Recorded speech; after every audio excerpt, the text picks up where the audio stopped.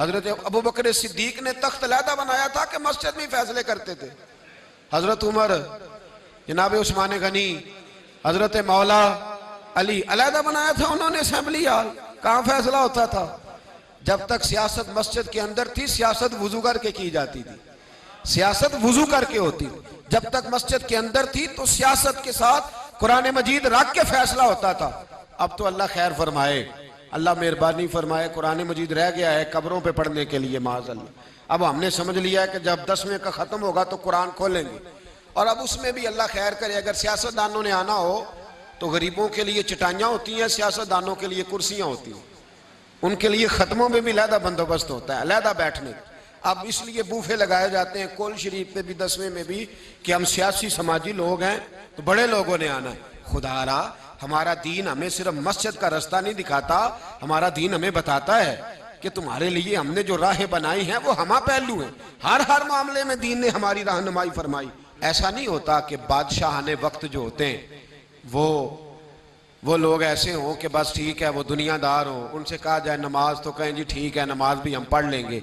बल्कि मुसलमानों के जो हुक्मरान होते थे वो इतने नेक होते थे कि हज़रत उस्मान गनी रदी अल्लाह ताला अन्हु ने हज़रत उमर फारूक के विसाल के बाद उनकी एक ज़ौजा से, उनकी एक बेवा से निकाह कर लिया। जब वो हज़रत उस्मान गनी के घर आई तो जनाब उस्मान फरमाने लगे, मैंने तुमसे इसलिए निकाह नहीं किया कि मुझे कोई तुम्हारी ख़ास ज़रूरत थी, मैंने तो इसलिए निकाह किया कि मुझे बताओ उमर फारूक अपने रब को कैसे राज़ी करते थे, मुझे बताओ वो रात को नमाज कैसे पढ़ते थे, मुझे बताओ वो रियाया का ख्याल कैसे करते थे, मुझे बताओ उनका तर्ज ज़िंदगी क्या था।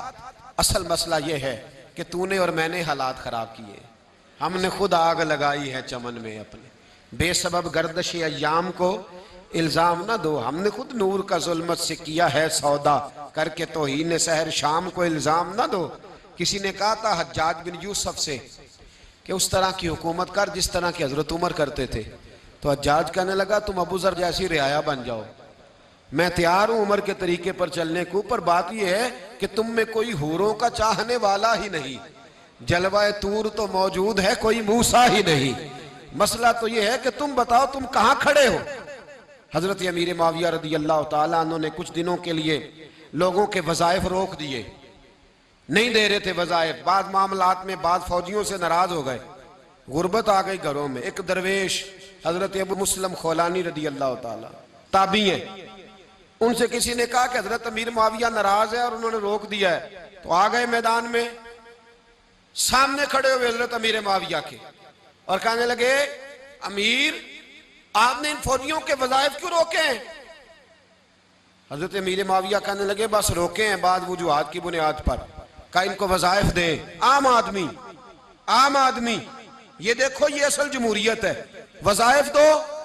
कहने लगे दे दूंगा, अभी मेरा प्रोग्राम नहीं। तो हज़रत अबू मुस्लिम खौलानी कहने लगे ना ये माल तेरा है ना तेरे बाप का है, ये मुसलमानों का है, लिहाजा इनको देना पड़ेगा। हजरत अमीर माविया जलाल में आए, नीचे उतरे। इमाम गजाली ने इसको लिखा है अहया उल उलूम में। नीचे उतरे आप तख्त से, फौरन घर चले गए। लोगों से कहने लगे बैठना मैं अभी आया। थोड़ी देर के बाद वापस आए तो बालों से पानी के कतरे टपक रहे थे।